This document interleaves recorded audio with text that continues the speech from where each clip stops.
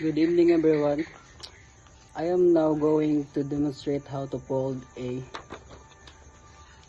formal letter. First, we have here an envelope and an A4 size bond paper. First step is you have to fold the lower part of the bond paper.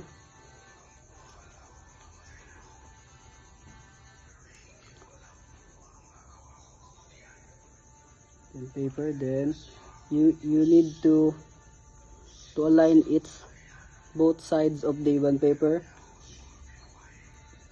and then try to fold the upper part.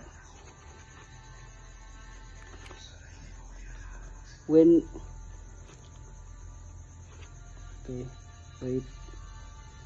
you have to lower the lower part to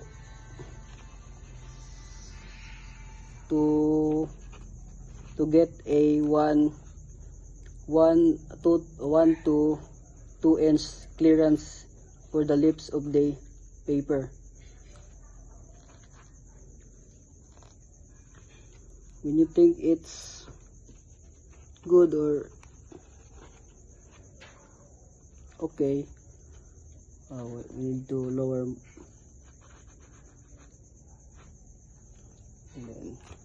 Okay, wait. You need to lower again, and then I think this is it. This.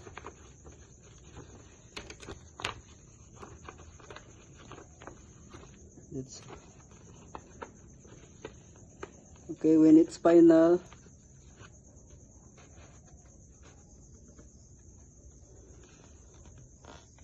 you can fold it. Okay, I think this is final. Then I will fold it. Then use only finger to avoid more fingerprints of the paper. Okay, slip it there, then this side, then fold the upper part.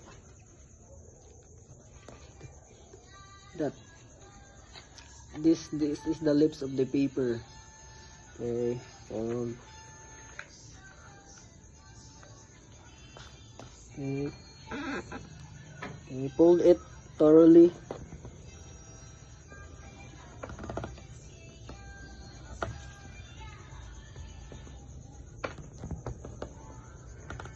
And then we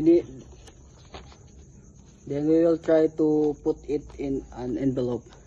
You need to hold it in lips of the paper. Okay, you need to slide, then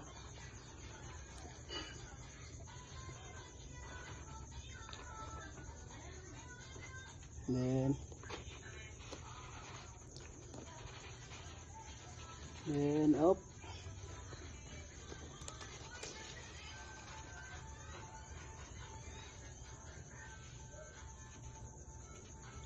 Okay, done. Let's try to remove it. There.